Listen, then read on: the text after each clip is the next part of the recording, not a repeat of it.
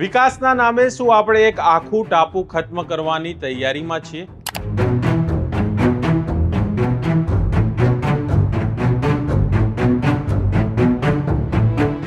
શું રાષ્ટ્રીય સુરક્ષા, આર્થિક વિકાસ અને વૈશ્વિક સ્પર્ધાના નામે કુદરત, જંગલો અને એક જીવંત સંસ્કૃતિને દફનાવી શકાય ખરા?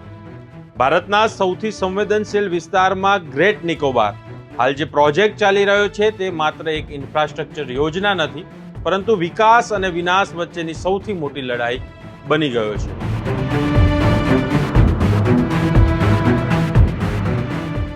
₹72,000 કરોડનો ખર્ચ, 30 વર્ષનું અમલીકરણ અને તેના બદલામાં 120 લાખ સુધીના વૃક્ષોનો વિનાશ. શું આ સોદો યોગ્ય છે ખરો? આવો વિગતે વાત કરીએ આ અહેવાલમાં. નમસ્કાર, આપ જોઈ રહ્યા છો સોમાન ને હું છું આપની સાથે સાગર પટેલ. સોમાનના આ વિશેષ અહેવાલમાં અત્યારે આપણે વાત કરી રહ્યા છે ગ્રેટ નિકોબાર પ્રોજેક્ટની. આ એક મેગા ઇન્ફ્રાસ્ટ્રક્ચર યોજના છે જેમાં આંતરરાષ્ટ્રીય લેવલના container transshipment terminal, greenfield international airport અને 450 મેગાવોટનો ગેસ અને સોલાર આધારિત પાવર પ્લાન્ટ તથા વાત કરીએ તો 160 ચોરસ કિલોમીટર વિસ્તારમાં ફેલાયેલું આ ટાઉનશીપ અને નેવી કોસ્ટગાર્ડ માટેની વ્યૂહાત્મક સુવિધાઓનો આ પ્રોજેક્ટની અંદર સમાવેશ થાય છે. આ પ્રોજેક્ટની વાત કરીએ તો તેમાં 30 વર્ષનો તબક્કાવાર સમય લાગવાનો છે અને અલગ અલગ જે આ તબક્કાવાર પરિસ્થિતિની અંદર આ પ્રોજેક્ટનું અમલીકરણ થશે. સરકારના દાવા પ્રમાણે આ પ્રોજેક્ટ ભારતને સિંગાપોર અને કોલંબો જેવા વૈશ્વિક ટ્રાન્સશિપમેન્ટ હબ સાથે સ્પર્ધામાં લાવશે. મલક્કા સ્ટ્રેટ નજીક હોવાને કારણે ચીનની વધતી દરિયાઈ હાજરી સામે વ્યૂહાત્મક મજબૂતી આપશે અને 10,000થી વધુ રોજગારી ઊભી કરશે. પરંતુ હવે આ પ્રોજેક્ટનો બીજો ચહેરો સામે આવી રહ્યો છે.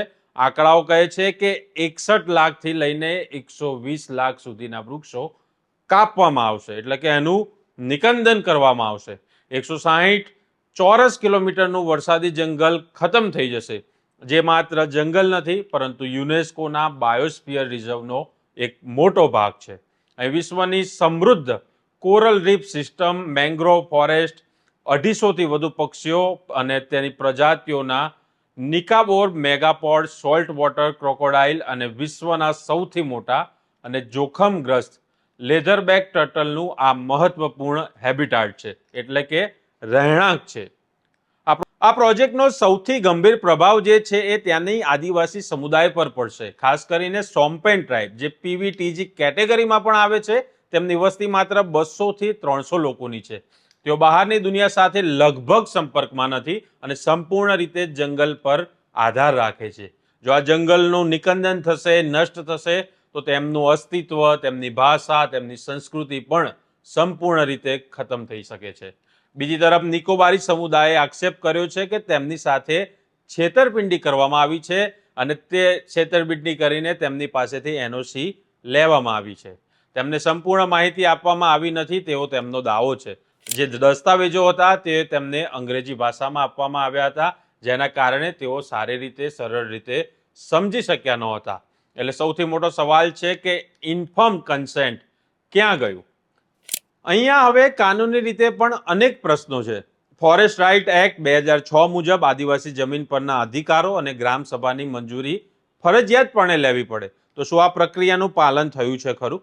એન્વાયરમેન્ટ ઇમ્પેક્ટ અસેસમેન્ટ પર નિષ્ણાતો અનેક સવાલો ઉઠાવી રહ્યા છે કે તે અધૂરી અને પક્ષપાતી રહ્યું છે. તેમાં લાંબા ગાળાની જૈવ વિવિધતા, આબોહવા પરિવર્તન અને ક્યુમ્યુલેટિવ ઇમ્પેક્ટ અર્થાત પોર્ટ, એરપોર્ટ અને ટાઉનશીપના સંયુક્ત પ્રભાવનો અભ્યાસ જ મૂકવામાં નથી આવ્યો.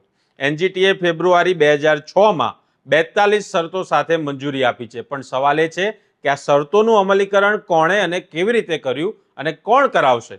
જો ઉલ્લંઘન થાય તો આ જવાબદારી કોની? આર્થિક દ્રષ્ટિએ જોઈએ તો 72,000 કરોડનો પ્રોજેક્ટ, શું આ રકમ દેશના 8 લાખ ટાપુવાસીઓ માટે શિક્ષણ, આરોગ્ય અને સ્થાનિક વિકાસમાં રોકાઈ શકતો નથી? આ પ્રોજેક્ટમાં 10,000 લોકોને રોજગારી અપાશે તેવો દાવો છે, પણ કેટલી નોકરીઓ સ્થાનિકને મળશે? કેટલી માત્ર બાંધકામ સમયની તાત્કાલિક નોકરીઓ હશે? અને શું આ પ્રોજેક્ટ પાછળ મોટા કોર્પોરેટ હિતો કામ કરી રહ્યા છે કે કેમ? કોન્ટ્રાક્ટ કોને મળશે? જમીનનો વ્યાપારી ઉપયોગ શું થશે? આ પ્રશ્નોના જવાબ હજુ પણ અસ્પષ્ટ છે. વ્યૂહાત્મક દલીલ સામે પણ અનેક સવાલો છે. શું સુરક્ષા માટે આટલો મોટો વિસ્તાર જરૂરી છે કે કેમ? શું અંદામાનના બીજા ટાપુઓ વિકલ્પ બની શકે નહીં? શું નાના પાયે નેવી બેઝ બનાવી શકાય નહીં?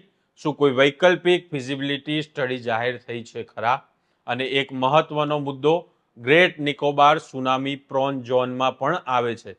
2004ની સુનામીનો ઇતિહાસ આપણે સૌ જાણીએ છીએ. તો શું આટલા મોટા ઇન્ફ્રાસ્ટ્રક્ચર માટે આ સ્થાન લાંબા ગાળે સુરક્ષિત છે કે કેમ? વિશ્વમાં અનેક ઉદાહરણો આપણે સામે છે. એમેઝોનના જંગલોનો વિનાશ હોય કે નર્મદા પ્રોજેક્ટ હોય, અરુણાચલના ડેમ હોય કે પછી આ તમામ જગ્યાએ કુદરત અને આદિવાસી સમુદાયો પર ભારે અસર પડી છે અને આજે પણ આ લોકો તેની કિંમત ચૂકવી રહ્યા છે. આ મુદ્દો હવે રાજકીય બની રહ્યો છે. રાહુલ ગાંધી આ પ્રોજેક્ટને સૌથી મોટી છેતરપિંડી કહી રહ્યા છે, જ્યારે સરકાર તેને રાષ્ટ્રીય સુરક્ષા અને વિકાસ માટે જરૂરી પગલું ગણાવે છે. પરંતુ સવાલ એ છે કે આદિવાસી અને પર્યાવરણ આ બંને બાબતોની વચ્ચે હંમેશા રાજકારણ કેમ? અંતમાં સવાલ સીધો છે, આ પ્રોજેક્ટથી જીતશે કોણ? મોટા કોર્પોરેટ, કોન્ટ્રાક્ટર્સ અને વ્યાપારી હિતો, અને હારશે કોણ? 120 લાખ વૃક્ષો, અનમોલ જૈવ વિવિધતા અને સોમ્પેન ટ્રાઇબ અને નિકોબારી સમુદાય અને તેમની આવનારી પેઢીઓ. શું આ વિકાસ છે કે વિનાશ? શું આપણે એવું ભવિષ્ય બનાવી રહ્યા છીએ જ્યાં કુદરત અને સંસ્કૃતિની કોઈ કિંમત જ નહીં રહે? અને સૌથી મોટો સવાલ, સોમ્પેન સમુદાય આજે પોતાની વાત કહી શકવાનો નથી. શું આપણે તેમના માટે અવાજ ઉઠાવીશું? આ મામલે તમારું શું માનવું છે? અમને કોમેન્ટમાં જરૂરથી જણાવજો. અને આ જ પ્રકારના વિશ્લેષણાત્મક અહેવાલો માટે તમે તમારા સ્વમાનને લાઇક, શેર અને સબસ્ક્રાઇબ જરૂરથી કરજો. નમસ્કાર.